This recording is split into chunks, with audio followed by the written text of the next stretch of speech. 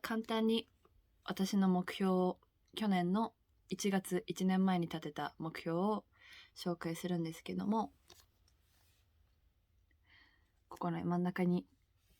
一言で書くと、私もテニミュ俳優って書いてあって、テニミュっていうのはミュージカルテニスの王子様のことなんですけれども、私は1年半前にテニスの王子様のミュージカルを初めて見て、で、生きるエネルギーをもらったり、生きてるってこんなに素晴らしいことなんだって思ったり、人間一人にこんなに輝く力があるんだっていうのをすごい感じて、衝撃を受けたし、すごい元気になったし、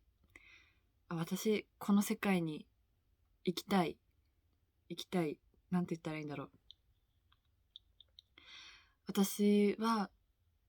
の道ってこっちなんだっていうふうに思ったんですよ。なので、その時は比喩としてね、こういう感動ってすごいよなって、やっぱ感動するために人生ってあるよなって思って、で、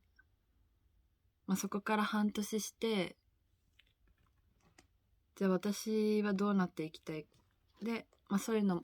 その経験が元になってるんですけれども、それを受けて、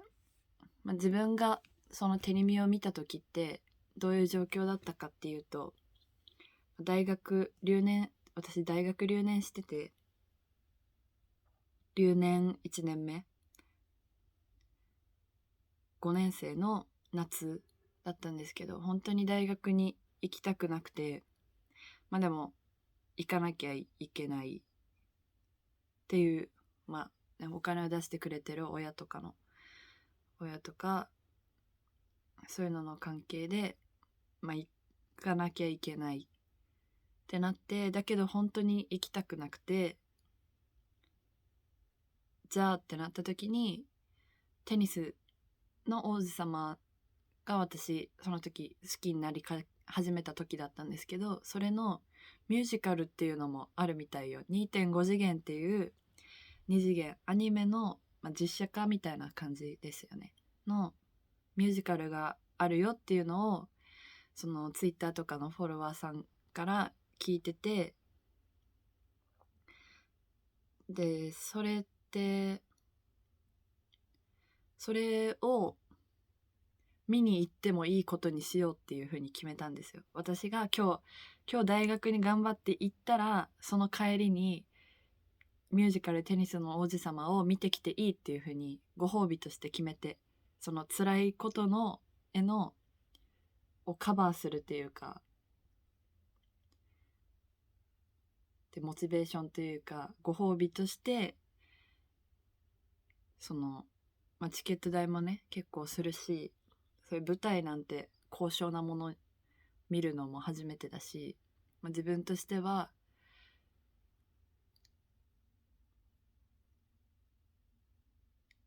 こんなに辛いものに耐えるんだから行ってもいいよみたいな位置づけで、初めはテニスの王子様のミュージカルを見に行きました。なので、その時って本当に大学辛くて、カウンセリングとかも行かせてもらったりしてて、教室に入れない、もう話したくない、辛い理由も、辛いっていう言葉も、今も本当は言いたくないんですけど、それも話したくない、もう文字も見たくないみたいな、結構そういうところがあって、かなりもう本当に心ボロボロみたいな、自分の中では無理をして行ってて、もう何が楽しいんだろうとか、私なんでこんなことしてるんだろうと思いながら大学に行ってたみたいな、行ってたり行かなかったりみたいな時で、そんな中で見たので、そんなうつむいてる場合じゃないなっていうのを感じたんですよ。テニミを見て、こんなに素晴らしいものが世の中にあるのに、落ち込んでたり、嫌いなものを嫌いって思ってるだけってすごいもったいないなと思って、落ち込んでる場合じゃないっていうか、前見ればこんなに素敵なものがたくさんあってっていう風にね、前向きにしてもらえたんですよ。なので私もそうなりたいなと思ってその目標を掲げました。で、この1年前はなんて言うんだろうな、これもでもはっきりしてないんですよね。それもまた考えるところなんですけど、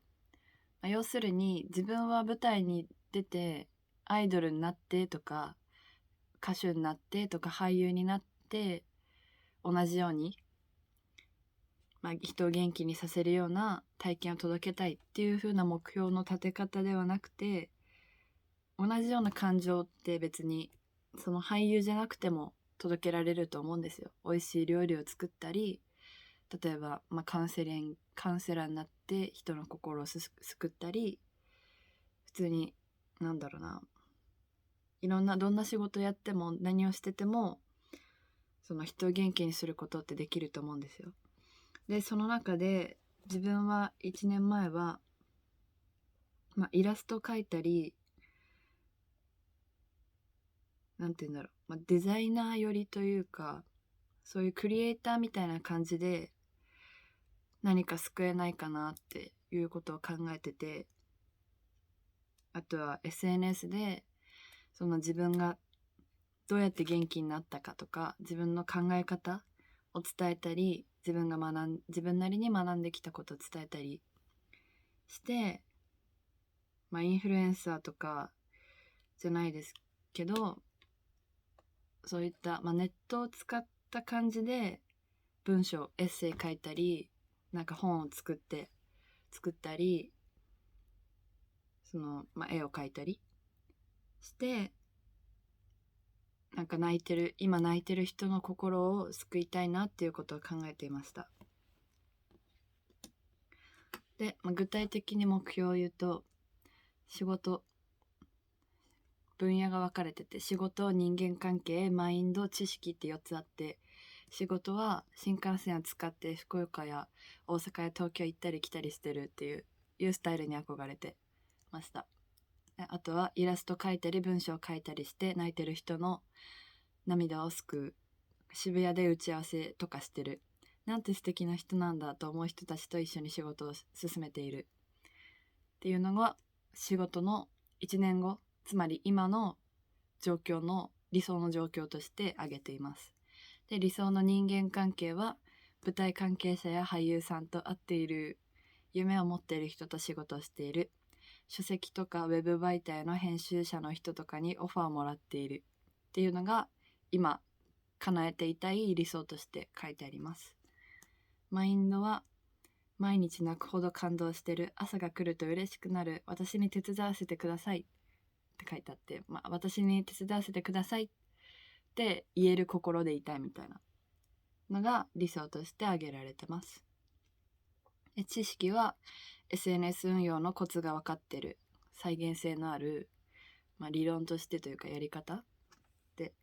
知っていたいっていうのと、課題解決、お客様の求めている価値と自分が提供できるものとの関係を考えてウィンウィンになる方法を考えられる、マーケティングというのかなって書いてあって、自分の得意なものとかで自分が出せるもので自分も楽しいし相手のためにもなるしっていうことがしたいっていう、それを実現するためにはどうしたらいいのかっていう方法が分かっているっていうことで、最後が人に伝わる文章の書き方が身についているっていうのが書いてあります。はいそうなんですよ。